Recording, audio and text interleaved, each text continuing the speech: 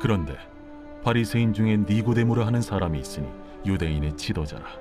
그가 밤에 예수께 와서 이르되, 랍비여, 우리가 당신은 하나님께로부터 오신 선생인 줄 아나이다. 하나님이 함께 하시지 아니하시면 당신이 행하시는 이 표적을 아무도 할 수 없음이니이다. 진실로 진실로 내게 이르노니 사람이 거듭나지 아니하면 하나님의 나라를 볼 수 없느니라. 사람이 늙으면 어떻게 날 수 있사옵나이까? 두 번째 모태에 들어갔다가 날 수 있사옵나이까? 진실로 진실로 내게 이르노니 사람이 물과 성령으로 나지 아니하면 하나님의 나라에 들어갈 수 없느니라. 육으로 난 것은 육이요 영으로 난 것은 영이니 내가 네게 거듭나야 하겠다 하는 말을 놀랍게 여기지 말라. 바람이 임의로 불매 네가 그 소리는 들어도 어디서 와서 어디로 가는지 알지 못하나니 성령으로 난 사람도 다 그러하니라. 어찌 그러한 일이 있을 수 있나이까? 너는 이스라엘의 선생으로서 이러한 것들을 알지 못하느냐? 진실로 진실로 내게 이르노니 우리는 아는 것을 말하고 본 것을 증언하노라. 그러나 너희가 우리의 증언을 받지 아니하는도다. 내가 땅의 일을 말하여도 너희가 믿지 아니하거든. 하물며 하늘의 일을 말하면 어떻게 믿겠느냐? 하늘에서 내려온 자 곧 인자 외에는 하늘에 올라간 자가 없느니라. 모세가 광야에서 뱀을 든 것 같이 인자도 들려야 하리니 이는 그를 믿는 자마다 영생을 얻게 하려 하심이니라. 네, 어떤 목사님이 주님과 깊이 교제하다가 그만 깜빡 천국에 갔던 것 같아요. 그래서 천국 문 앞에 도착해서 천국 문 앞에 있는 그 천사에게 질문을 했습니다. 그 질문이 나와 함께 영광스러운 메소디스트의 운동을 하던 사람들은 몇 사람이나 천국에 들어와 있습니까? 그렇게 질문을 했더니 천사가 그 책을 이렇게 보더니 죄송하지만 감리교인은 한 사람도 없네요 라고 대답했습니다. 그렇다면은 칼빈을 따르던 장로교인들은 몇 명이나 들어왔습니까? 그때도 이 사람이 명부를 보더니 죄송하지만 장로교인도 없네요. 그렇다면 우리의 종교개혁은 완전히 실패한 거 아닙니까? 천주교인들은 몇 명이나 들어왔습니까? 그랬더니 그 사람이 그 천사의 대답이 똑같았습니다. 그래서 이 사람이 그 천사에게 막 고함을 지르면서 그럼 도대체 누가 천국에 들어왔단 말이오? 그렇게 얘기하니까 하는 말이 예수 그리스도를 나의 구세주로 믿고 믿은 물로 거듭난 그리스도인들만 들어와 계십니다. 이렇게 얘기하는 겁니다. 오늘 말씀의 그 키워드가 바로 물과 성령입니다. 그래서 이 말씀을 설명하기 위해서 오늘은 요한이 니고데모라는 사람을 이야기 중심에 등장시켜서 그 물과 성령으로 왜 거듭나야 하는가에 대해서 지금 우리들에게 얘기하고 있는 거예요. 지금 말은 니고데모에게 얘기하고 있는 것처럼 기록되어 있지만 사실은 우리들에게 얘기하고 있는 것입니다. 우리들은 하나님의 말씀을 읽을 때 자주 어떤 선입견을 가지고 읽을 때가 많습니다. 그래서 우리는 이 얘기를 읽을 때마다 어떤 생각을 하느냐 하면은 니고데모가 밤에 온 걸로 볼 때 낮에는 자기의 신분이 노출될 것을 고려해서 밤에 아주 몰래 조용히 찾아와서 예수님에게 겸손한 마음으로 상담을 했을 것이라고 생각을 하고 그렇게 결론을 많이 내립니다. 그러나 이것은 잘못된 선입견입니다. 우리가 성경을 읽을 때 이 잘못된 선입견 때문에 성경을 틀리게 이해할 때가 많다는 것입니다.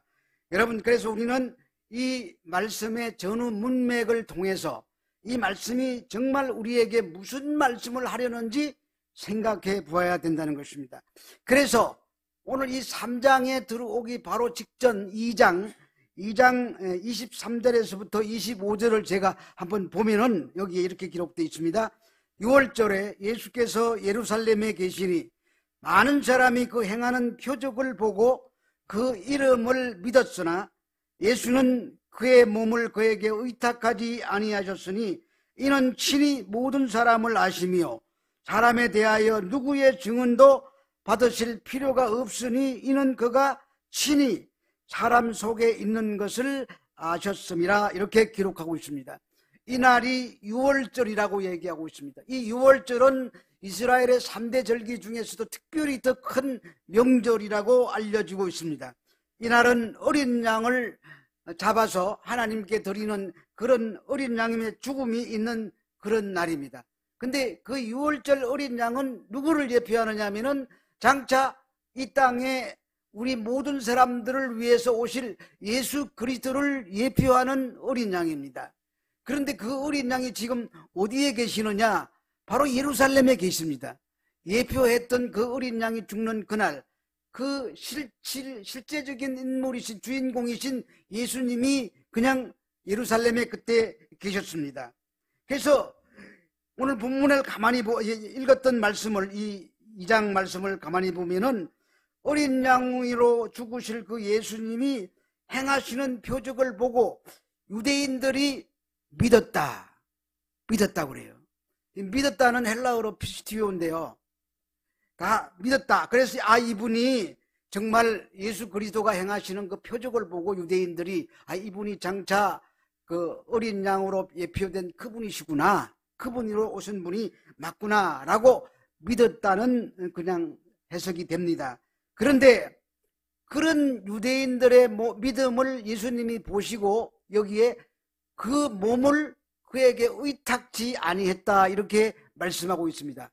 그런데 이 의탁지 아니했다, 이 의탁이라는 말을 보면은 우리말로 보면은 이게 헷갈리는 말이에요. 근데 이 의탁이라는 말도 아까 조금 전에 얘기한 것처럼 피스티오예요. 믿는다, 믿음이라는 뜻이 바로 의탁이라는 뜻이에요. 이 말을 갖다가 원어 그대로 풀이하지 않고 그냥 한글로 해석하는 바람에 우리가 여러 가지 오해를 낳게 되는 것입니다. 그러므로 정리하면은, 지금까지 읽었던 말씀을 딱 정리하면은, 표적을 보고 예수님을 믿는 믿음을 가진 유대인들의 그 믿음을 예수님은 인정하지 않았다, 믿지 않았다, 이런 뜻이 되는 것입니다. 그러니까 표적을 보고 예수님을 구세주로 믿는 그런 믿음은 예수님이 의탁지 않았다, 믿지 않았다, 이런 얘기입니다. 그래서 그 밑에 나오는 무슨 얘기들이 친히 모든 사람을 아시며, 그러니까 그 표적을 보고 믿는 사람들의 그 모든 마음의 속셈까지 예수님이 다 들여다보고 있었다는 얘기입니다. 그래서 오늘 3장으로 넘어오게 됩니다. 3장에 넘어오면은 니고데모가 등장합니다. 그 니고데모는 바리새인이었는데 그 당시에 이 바리새인들로 만들어진 산헤드린이라는 어떤 법적인 기관이 있었습니다.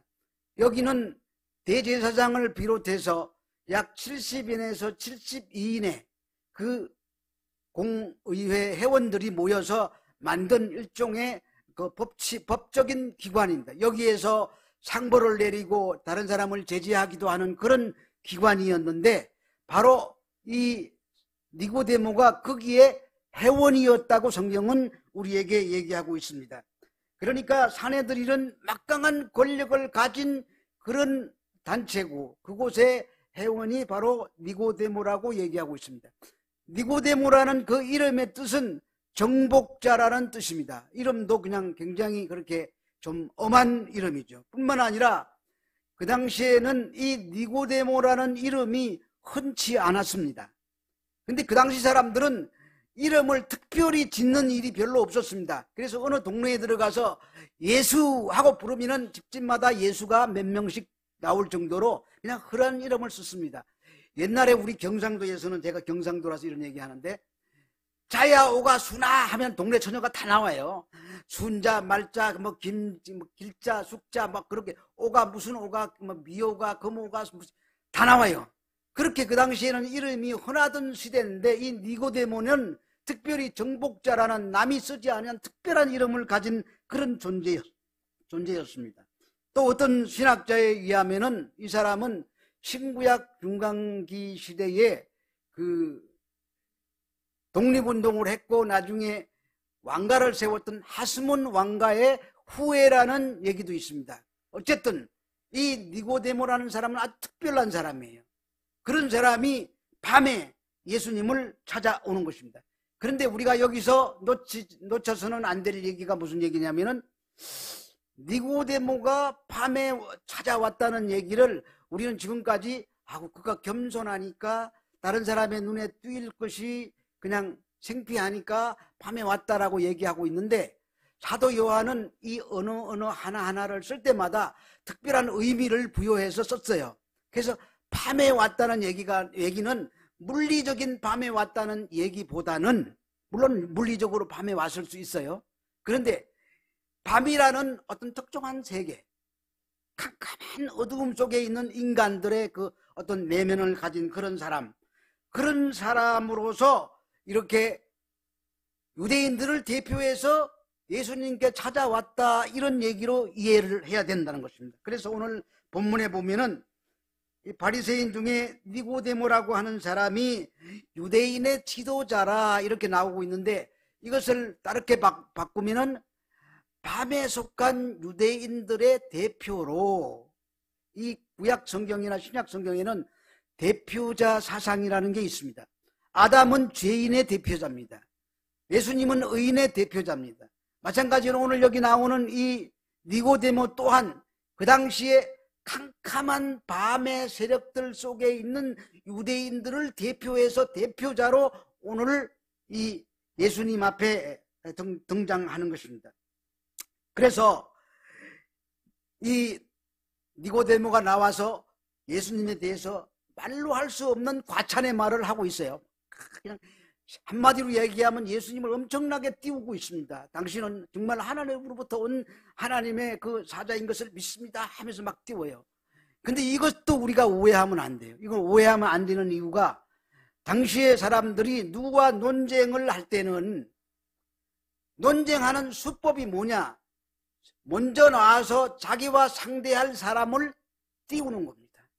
그 사람의 그 잘하는 점을 갖다가 막 엄청나게 띄워놓고 그 다음에 선전포고를 하고 문제에 들어가서 서로 이렇게 격론을 벌이는 것이 그 당시에 사용하던 논쟁의 상투적인 방법이었다고 합니다. 그러므로 우리는 이 니고데모가 무슨 겸손했다 이런 얘기로 넘어가면 안 되는 거죠. 그래서 칭찬하는 말이 아니라 과장스러운 표현을 가지고, 나는 유대인의 자격으로 나왔으니까 당신하고 나하고 말씀 가지고 한판 붙어보자는 그와 같은 도전장을 내미는 것이 지금 니고데모가 하고 있는 일이라고 볼 수 있습니다. 그런데 예수님이 의탁지 아니었다고 하는 그 유대인들 속에 이 니고데모도 포함되어 있습니다. 그러니까 이 니고데모도 결국은 밤의 사람이라는 얘기고, 밤의 상태에서 예수님께 나와서 예수님께 도전장을 내밀고 있는 것입니다. 요한복음에 아까도 말씀드린 것처럼 밤은 어떤 특별한 의미를 가지고 있다고 했는데, 하나님을 알지 못하고 하나님의 생명으로부터 떠나 있는 자들의 삶, 혹은 진리에서 멀어져서 무지한 사람들, 또는 악의 영향 아래에 있는 사람들을 가리킬 때 쓰는 단어가 밤이라는 단어예요. 그러니까 이 밤이라는 단어 속에 들어있는, 함의하고 있는 뜻은 그냥 물리적인 낮밤을 얘기하는 것을 떠나서 그보다 더 높은 영적인 의미가 있습니다. 그래서 요한복음 13장 30절에 보면은 그 최후의 만찬 때 예수님이 떡을 한 조각 집어서 유다의 입속에 넣어줬더니 유다가 곧 떡을 받고 나가니 밤이러라, 이렇게 얘기하고 있습니다. 그 밤이라는 말은 실제적으로 밤일 수도 있지만 유다의 앞날은 캄캄한 밤의 세계가 기다리고 있다는 것을 예언적으로 그렇게 표현한 말입니다. 그래서 이 밤이라는 말은 헬라어로 니크스라는 단어를 쓰는데, 이 니크스라는 단어는 단순히 물리적인 밤을 말하는 게 아니라 우리 영적인 어둠의 상태, 죄악의 상태, 하나님을 깨닫지 못하는 상태를 성경은 밤이라고 표현하고 있는 것입니다. 자, 이스라엘 이 밤에 대해서 우리가 생각해 볼 때 아주 끔찍한 밤이 하나가 있습니다. 그 이스라엘 백성들이 출애굽하기 전날 하나님께서는 이스라엘 백성들에게 어린 양을 잡아서 문설주와 임방에 피를 바르라고 합니다. 그 밤에 죽음의 사자가 온 애굽 땅의 저녁에 내려옵니다. 근데 그 피를 본 그 집은 죽음의 사자가 들어가지 않고 패스오버하죠. 유월하죠. 그래서 그날을 유월절이라고 하지 않습니까? 그런데 애굽 사람들의 집에는 피를 바르지 않았기 때문에 애굽의 모든 집집마다 장자가 죽고 처음 난 초태생의 짐승이 죽어서 집집마다 우는 통곡 소리가 끊어지지 않았습니다. 그래서 애굽 전역이, 애굽인들이 살고 있는 그 지역 전체가 통곡 소리로 가득 찬 밤, 그것이 니크스가 포함하고 있는 밤이라는 그 말뜻에 들어있는 그 의미입니다. 그래서 울부짖는 절망 가운데 부러지는 소리, 그것이 밤의 소리입니다. 그 요한복음에 보면은 이 밤과 대립되는 개념으로 빛이라는 단어를 많이 쓰고 있습니다. 어두움과 대치되기도 하고 이 밤과 대치되기도 하는 그런 것입니다. 그래서 요한복음 1장 5절에도 보면은 빛이 어두움에 비치되 어두움이 깨닫지 못하더라. 어두움과 빛을 대비해 놓고 있습니다. 그러니까 니고데모가 밤에 왔다고 일부러 니코스라는 단어를 써서 이렇게 표현하고 있는 것은 밤은 배신의 시간이고 부인의 시간이고 또 밤은 세상 사람들이 빛이라고 생각하는 그 세상의 힘을 가진 것이 결코 빛일 수가 없다고 부정하는 단어 의미가 그 속에 포함되어 있습니다. 세상 사람들은 부자가 되고 또 명예와 권세를 얻고 크게 잘 되는 것을 자기들은 생각할 때 잘 되는 것이고 복받은 것이고 그게 빛이라고 생각합니다. 그렇게 생각하는 사람들의 생각 상태를 뭐라고 얘기하느냐? 밤이라고 얘기하는 것입니다. 오늘날 그런 상태가 나는 아닌가? 우리는 늘 이 포커스를 갖다가 다른 사람에게 맞춥니다. 오늘 얘기가 니고데모니까 니고데모에게 맞추지만 사실은 나에게 맞춰야 되는 것입니다. 세상적인 힘을 소유한 사람은 무조건 밤에 속한 사람이라는 뜻이 아니라 세상적인 그런 것들을 속하고 그것을 추구하는 그 자체가 밤이라는 얘기지, 그럼 돈 많고 권력 많은 사람이 무조건 밤에 속한 사람이라는 뜻은 아닙니다. 그리고 이 니고데모라는 사람도 또 그 당시에 이 유대인들도 예수님을 그 행하시는 표적을 보고 믿었던 그들도 이 예수님에 대한 지식이 어느 정도 있었다는 것을 우리가 확인해 볼 수 있습니다. 요한복음 9장에 보면은 나면서부터 소경되었던 사람이 있습니다. 그 사람이 예수님이 침으로 이겨 발려가지고 여기에다가 흙을 이겨서 바르고 실로암 못에 가서 씻으라고 했더니 씻었는데 눈을 떴습니다. 근데 그런 것이 그 일이 일어난 날이 바로 안식일이었기 때문에 어떻게든지 예수님을 터집 잡아서 올감해서 그 문제를 삼으려고 하는 그 유대인들이 이 눈뜬 장님을 붙잡고 씨름을 합니다. 네 눈을 뜨게 한 사람이 누구냐? 그가 안식일을 그런 일을 했는데 어떻게 해서 떴느냐? 이 사람이 한번 설명을 자세히 해줬어요. 그런데도 계속 묻자 뭐라고 대답하느냐 하면은 이 사람이 하나님께로부터 오지 아니하였으면 아무 일도 할 수 없으리다. 그렇게 얘기했어요. 그 사람이 예수님은 하나님께서 왔다고 이 사람이 입으로 시인한 거예요. 이 정도로 이 눈뜬 장님이 얘기했다면은 바리새인들의 입장에서는 이 사람을 공동체에서 추방해야 돼요. 그래서 여기서 쫓아내야 돼요. 근데 성경에 어디에 그를 쫓아냈다는 기록이 없어요. 반박만 했을 뿐이지 출애시키지 않았었습니다. 그 말은 자기들도 예수님이 눈뜨게 한 그 사람이 실제적으로 눈뜬 걸 봤고 예수님의 표적을 많이 봤기 때문에 예수님을 전적으로 부정할 수 없었다는 얘기입니다.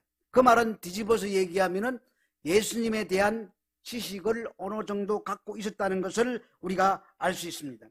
분명히 예수님은 하나님으로부터 오신 분이시고 하나님과 함께 계신 분이시고 그분은 바로 하나님이십니다. 그 일을 그들은 부인할 수가 없었던 것입니다. 그래서 이와 같이 예수님에 대해서 올바른 지식과 어떤 근거를 가지고 있음에도 불구하고 그런 그 지식을 바탕으로 해서 신앙이라는 것이 생겨나지 않고 여전히 예수님을 배척하는 것을 볼 때에 우리가 또 무엇을 깨달아 알 수가 있느냐 하면은 예수님에 대한 많은 지식이 있다고 할지라도 그것이 반드시 우리에게 신앙에 도움이 된다는 것은 아닙니다. 그러니까 우리는 지식으로 구원받는 게 아니라는 얘기죠. 결국은 결론적으로 가서 얘기하면은 물과 성령으로 거듭나지 않으면 구원받지 않는다. 그런 얘기를 하기 위한 밑에 깔고 하는 얘기입니다. 그래서 그런 니고데모에게 예수님이 오늘 요한복음 3장 3절에서 뭐라고 말씀하십니까? 예수님께서 대답하여 이르시되 진실로 진실로 내게 이르노니 사람이 거듭나지 아니하면 하나님 나라를 볼 수 없느니라. 거듭나지 아니하면 하나님 나라를 볼 수 없다는 말은 하나님 나라를 못 간다는 얘기예요. 너는 하나님 나라 못 들어가. 이런 선언인 것입니다. 주님은 어떤 조건이나 환경이나 선한 행위나 미덕 그 어떠한 것에서도 관심이 없습니다. 단지 성령으로 거듭났느냐 거듭나지 않느냐 여기에만 관심이 있습니다. 니고데모는 예수님의 그 말에 당황했을 것입니다. 그도 그럴 것이 니고데모는 자기 스스로 선민으로 자처하던 유대인이었고 할례를 받았던 사람이고 종교 행위를 열심히 했으며 율법을 목숨 걸고 지켰던 사람입니다. 자기는 당연히 하나님 나라에 합당한 사람이라고 여기고 있었을 것입니다. 오늘 주님은 우리에게 이렇게 묻는지 모릅니다. 나는 주일 성수 하나도 안 하고 안 빼먹고 다 했습니다. 나는 11조 열심히 했습니다. 나는 교회 가서 봉사도 했습니다. 그렇기 때문에 나는 구원받았습니다. 그렇다면 우리는 다시 한번 생각해 봐야 되는 거예요. 그것이 우리를 구원하는 것이 아니라는 말입니다. 그래서 주님은 너 거듭나지 않으면 천국 못 간다. 그렇게 말씀하시자 그동안 니고데모가 붙들고 있던 할례, 제사, 율법, 선한 행위 이 모든 것들이 무용지물이 돼서 한순간에 물거품이 되고 마는 그런 순간입니다. 그런데 거듭남은 사람의 어떤 노력이나 공로로 주어지는 것이 아닌 하나님께서 우리에게 선물로 주셔야 비로소 거듭날 수 있는 것입니다. 거듭나다는 말은 헬라어로 겟네테 아노텐이라고 합니다. 근데 이것은 수동태입니다. 수동태라는 말은 자기 스스로 거듭날 수 없고 누군가에 의해서 거듭나게 된다는 것을 의미합니다. 거기에 쓰인 이 겟네테 아노텐 할 때 아노텐은 이거 두 가지 의미가 있는데 하나는 다시라는 의미가 있고 하나는 위로부터 또는 하늘로부터라는 뜻이 있습니다. 그러므로 아노텐이라는 뜻은 위로부터 하늘로부터 다시 나지 않으면 소용없다는 그런 의미가 되는 것입니다. 헬라에는 다시라는 단어가 둘이 있는데 이 아노텐이라는 말이 있고 하나는 발인이라는 단어가 있습니다. 이 발인이라는 단어는 단순 반복을 말합니다. 단순 반복할 때 쓰는 단어가 발인이라는 단어를 쓰고 아노텐이라는 단어를 쓸 때는 어떤 때만 쓰느냐, 같은 원리에 의해서 같은 방법으로 같은 행위로 지어졌을 때만 쓰는, 다시 반복될 때만 쓰는 단어가 아노텐이라는 단어입니다. 여러분, 누가 우리를 지으셨습니까? 하나님이 우리를 지으셨습니다. 창세기 2장 7절에 보면은 하나님이 흙으로 사람을 지으시고 그 코에 생기를 불어넣으시니 생명이 된지라 그렇게 말씀하고 있지요. 그러니까 흙으로 지으시고 누가? 하나님이. 그리고 재료가 뭡니까? 흙입니다. 그리고 생기를 불어넣으십니다. 그래서 그와 똑같은 방법으로 뭔가 다시 창조될 때 쓰는 단어가 아노텐이라는 얘기예요. 그러니까 아노텐은 단순 반복하고는 관계가 없는 것입니다. 자, 그러므로 우리가 겟네테 아노텐 할 때는 인간이 처음 날 때와 똑같은 형식으로, 처음 날 때 우리를 지으신 분이 하나님이시잖아요. 그러니까 다시 거듭나는 것도 누구에 의해서 되느냐? 하나님에 의해서 되는 거예요. 근데 흙은 이미 있어요. 그 육체를 입고 있으니까. 거기에 생기를 불어넣으시는 거예요. 생기는 뭡니까? 성령을 말하는 것입니다. 인간이 처음 태어났을 때와 똑같은 그런 방법으로 하나님에 의해서 성령으로 말미암아 다시 태어나는 것을 거듭났다, 이렇게 이야기할 수가 있는 것입니다. 여기서 창세기 2장 7절에 나오는 하나님이 흙으로 사람을 지으시고 생기를 불어넣으시니 할 때 이 생기가 히브리어로 하이네샤마이고, 또 에스겔서에 보면은 거기도 생기가 나와요. 에스겔서 37장에 보면은 생기야 불어와라 그래서 생기가 나오는데, 그때 생기는 르아흐라고 얘기합니다. 근데 이 하이네샤마나 르아흐가 다 한결같이 성령을 지칭할 때 쓰는 단어입니다. 그렇기 때문에 거듭나는 것은 성령에 의해서 거듭나는 것이지, 인간의 예수님에 대한 어떤 지식이라든지 자기의 의지나 노력으로 되어지는 것이 아니라 온전히 하나님, 즉 성령님에 의해서 지어진다는 것을 말하고 있습니다. 그래서 그 방법으로 제시하신 것이 물과 성령입니다. 물과 성령으로 거듭나지 아니하면 안 된다. 그래서 오늘 3장 4절 5절에 보니까 니고데모가 이렇게 말합니다. 사람이 늙으면 어떻게 날 수 있사옵나이까? 두 번째 모태에 들어갔다가 날 수 있사옵나이까? 예수께서 대답하시되 진실로 진실로 내게 이르노니 사람이 물과 성령으로 나지 아니하면 하나님 나라에 들어갈 수 없느니라. 예수님은 계속되는 대화에서 거듭나지 못하면 하나님 나라에 들어가지 못한다고 말씀하시자, 니고데모는 아니 내가 이렇게 늙었는데 어떻게 어머니 뱃속에 들어가가지고 다시 태어날 수 있습니까? 라고 얘기합니다. 니고데모는 거듭난다는 얘기를 그 물리적인 방법, 어떤 시간적인 개념에서 이해하고 있는 것입니다. 그래서 예수님은 그것을 설명하기 위해서 말씀하시는데, 그걸 모르는 사람, 거듭나는 것이 무엇인지 모르는 사람을 오늘 사도 요한은 밤이라는 단어 속에 포함시키고 있다는 것입니다. 다 밤에 속한, 저와 여러분들도 다 밤에 속한 자들이었습니다. 지금도 어쩌면 밤에 속해 있는지도 모릅니다. 여전히 예수를 믿는다고 하면서도 우리는 밤에 속한 생각을 하고 밤에 속한 행위를 하고 그렇게 세상 따라 즐기며 살아가려고 애쓰고 있는지도 모릅니다. 그런데 그런 우리들에게 물과 성령으로 거듭나야 된다고 얘기하고 있습니다. 사람은 누구나 다 죽습니다. 그것이 인간이 안고 있는 누구도 해결할 수 없는, 고칠 수 없는 가장 무서운 질병입니다. 코로나19가 발생했을 때 사람들은 코로나 때문에 두려워 떨었습니다. 그런데 정작 인간은 자기들이 영원히 고칠 수 없는 죽음의 병에 걸려 있다는 사실은 애써 외면하고 이 땅에서 잘 먹고 잘 살아보려고 발버둥 치고 있습니다. 다 밤에 사람들이 하는 행동이고 그들의 추구하는 바가 그런 것들입니다.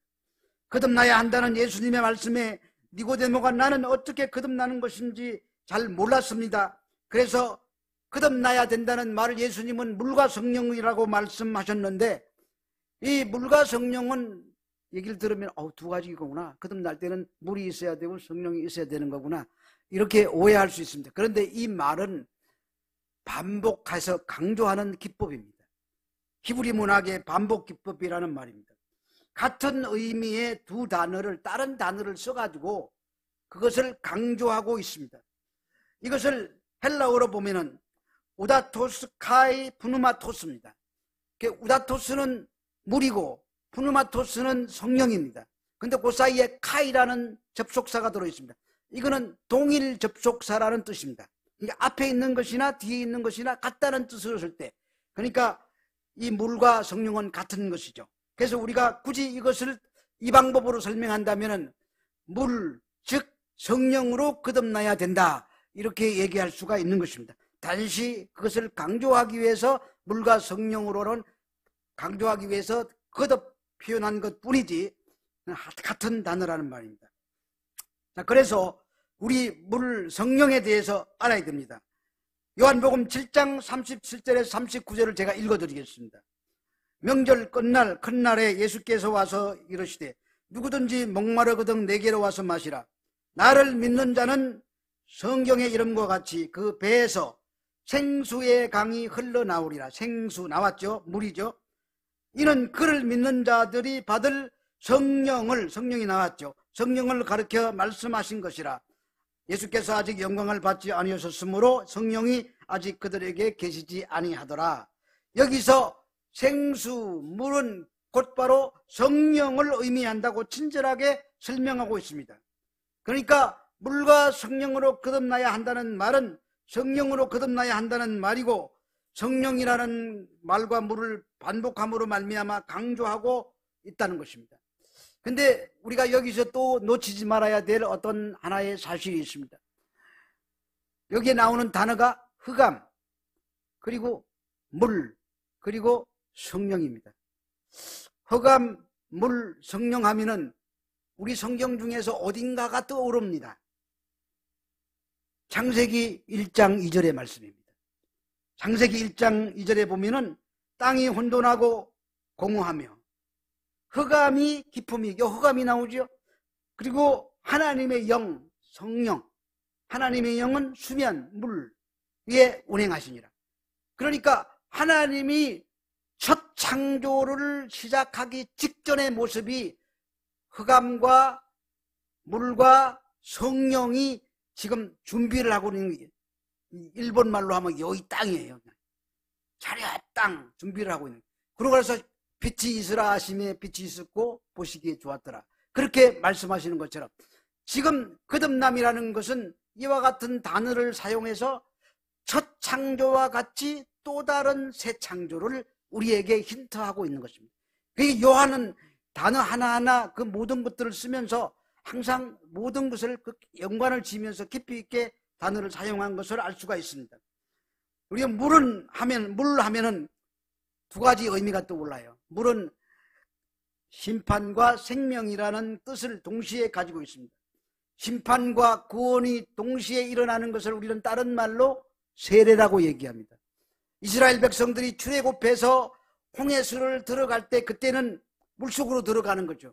그 죄인 되어서 물속으로 들어가는 것은 이스라엘 백성들의 죽음을 상징하는 것입니다.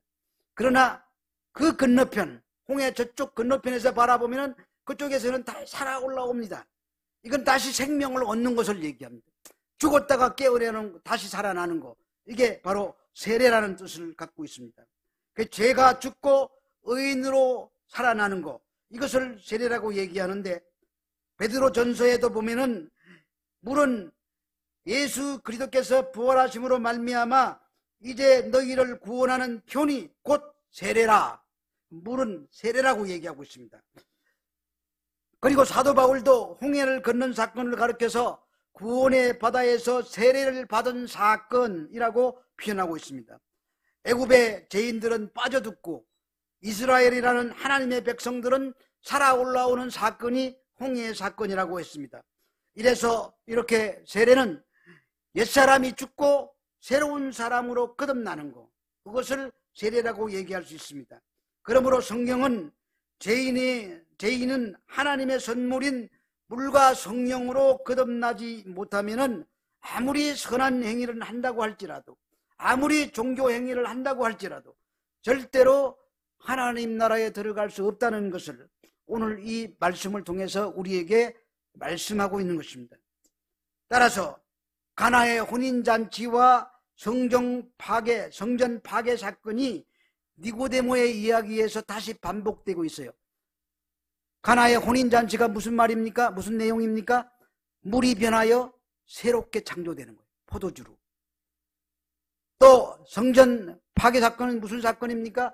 옛 성전을 허물고 새로운 성전을 지으시겠다는 하나님의 선언이에요. 이 새 창조를 얘기하는 거예요. 어린 양의 보혈과 부활, 그것이 이 이야기 속에 다 포함되어 있는 것입니다. 그래서 오늘 읽은 6절에서 8절에 보면은 육으로 난 것은 육이요 영으로 난 것은 영이니 내가 내게 거듭나야 하겠다는 말을 놀랍게 여기지 말라. 바람이 임의로 불매 내가 그 소리는 들어도 어디서 와서 어디로 가는지 알지 못하나니 성령으로 난 사람도 다 그러하니라. 육은 자연적인 생명을 말하고 영은 영적인 생명을 말합니다. 자연적인 생명과 영적인 생명을 아주 여기 뚜렷하게 구별해 놓고 있습니다. 우리는 바람이 어디서 불어와서 어디로 가는지 그냥 우리는 대강은 알 수 있지만 사실 정확히 출처가 어딘지, 출발점이 어딘지, 마지막 끝나는 점이 어딘지 우리는 잘 모릅니다. 그러나 바람이 불어가고 나면은 그 바람의 흔적은 남습니다. 어떻게 남느냐? 그게 거듭난 사람에게는 바람이 불어가고 나면은 낙엽이 떨어지고 가지가 부러지고 뭔가 흔적이 남는 것처럼 우리 거듭난 사람도 뭔가 남아야 된다는 얘기예요. 그게 뭡니까? 그게 행함으로 나타나는 것입니다. 우리가 성령을 받았다면은 성령 받은 사람, 거듭났다면은 거듭난 사람답게 우리의 행함이 나타날 때 그것이 흔적이라고 얘기할 수가 있는 것입니다. 저는 지난 화요일 날 아침마당을 보다가 여러분들은 아는지 모르겠는데 나 처음 알았어요. 송솔리스트라는 플루리스트인데 송솔나무라는 사람이 나와서 대담하는 얘기를 들었는데 그가 크리스찬이었었습니다.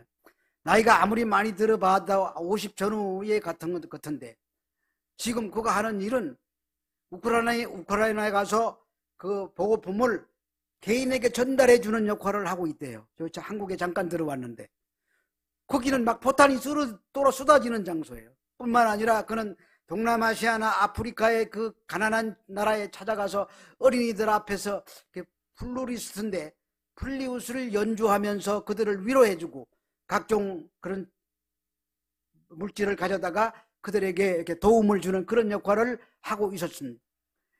카네기 홀에서 연주를 해달라고 부탁을 했는데 그 연주를 거절했대요. 카네기 홀이 어떤 홀입니까? 아무나 쓸 수 있는 데가 아니에요.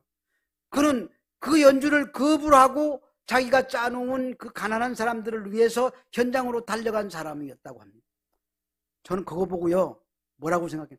나는 지금 내가 나이 많다고 맨날 자랑하는데 자랑할 게 아니죠. 75년을 넘게 살았는데 나는 해놓은 게 아무것도 없어요. 남은 흔적이 없어요.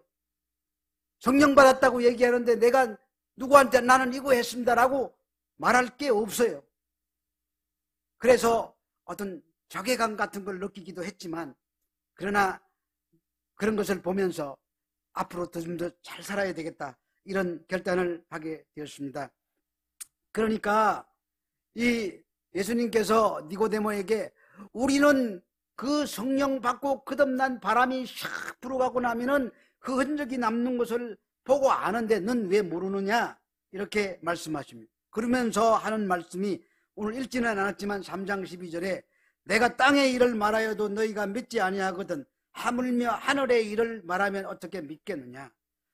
거듭남이라는 것은 어디서 기원된 것이며 언제 기획된 것이며 어떠한 능력으로 주어질 것인지에 대한 하늘의 것을 내가 너한테 설명해 준들 넌 밤의 사람이라서 못 알아들을 거야 라고 말합니다. 그러면서 13절에 하늘에서 내려온 자 곧 인자 외에는 하늘에 올라간 자가 없느니라고 말하고 있습니다. 하늘에 올라간 자, 이거 헬라어로 얘기하면은 아나 베베켄 에이스톤 우라논이라고 얘기하는데 이 말은 완료형 시제입니다. 그 단어는 몰라도 돼요. 완료형이기 때문에 하늘에 올라간 자는 이미 하늘에 계셨다는 자는 뜻입니다. 예수님은 하늘에 계셨던 자가 땅에 내려오셔서 하늘로 올라가신 분이세요. 원래부터 하늘에 계셨던 분입니다.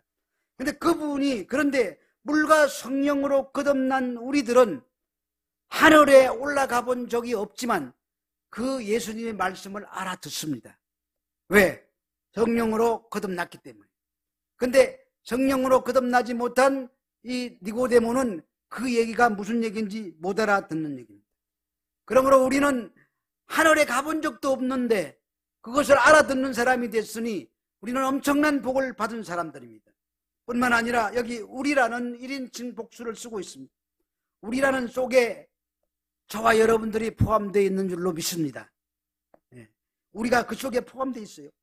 예수님의 계시를 받아 알게 될 하나님의 백성들을 모두 뭉뚱그려서 우리라는 그 울타리 안에다가 집어넣고 있어요. 예수님 당시에는 그 숫자가 얼마 안 되었겠지만 장차 주님이 오실 때까지 이 세상에 있는 사람들, 우리라는 그 우리 울타리 안에 들어갈 수 있는 사람들은 아마 바다의 모래와 같이 하늘의 별과 같이 많아질 것이라고 생각할 수 있습니다. 그러니까 거듭남이라는 것은 아무리 똑똑하고 공부를 많이 한 사람이라고 하더라도 하나님의 은혜로 물과 성령으로 부어지지 않으면 절대로 깨닫지 못하는 것을 우리는 지금 알고 있다는 말입니다. 우리가 너무나 잘 아는 에스겔 36장, 에레미야 31장에는 이 성령에 대해서 거듭날 것에 대해서 단어까지 똑같은 단어를 사용해 가면서 설명을 해놓고 있어요. 니고데모가 그 바리새인이고 유대인의 그 대표라면은 그 에스겔서 여러 수십 번 안 읽었겠습니까? 수십 번 읽었는데도 몰라요. 그러니까 성령으로 거듭나지 않으면 아무리 성령을 읽어도 모르는 것입니다. 그래서 오늘 읽은 9절과 10절에 보면은 니고데모가 대답하여 이르되 어찌 그러한 일이 있을 수 있나이까? 없다는 거예요. 이해가 안 되기 때문에. 예수께서 그에게 대답하여 이러시되 너는 이스라엘 선생으로서 이러한 것들을 알지 못하느냐? 네가 그래가지고 어떻게 지금까지 선생 노릇되느냐? 그런 말입니다.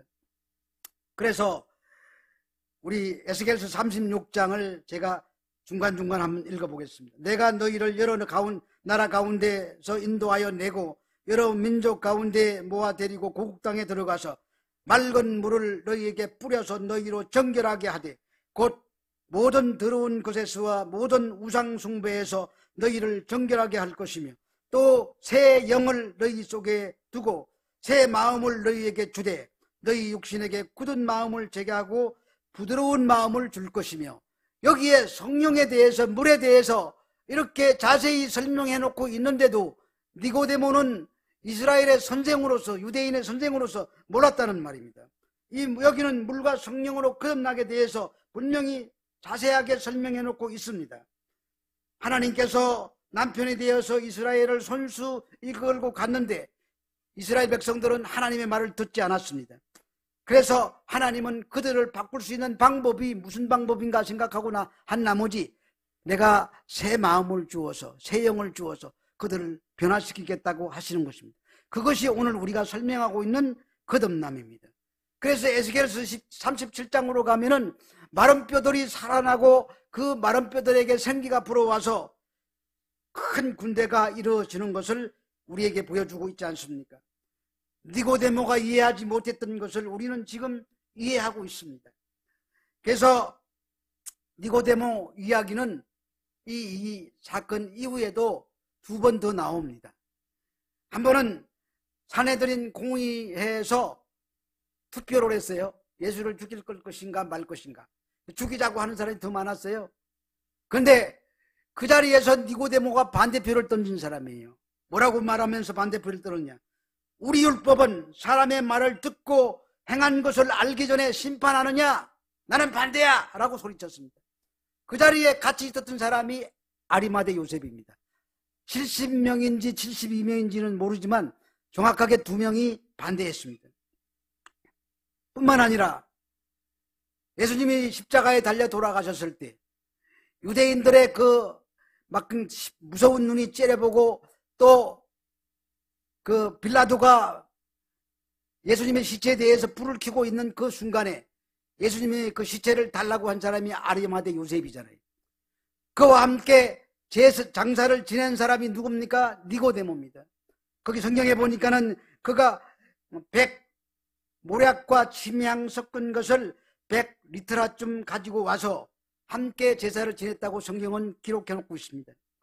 니고데모나 요셉이 아니었으면 예수님의 시체는 당시의 관습에 따라서 쓰레기장에 버려졌을 것입니다. 당시에는 사형수의 시체를 가족이나 누가 찾아가지 않으면 다 쓰레기장에 버리는 그런 시대라고 합니다.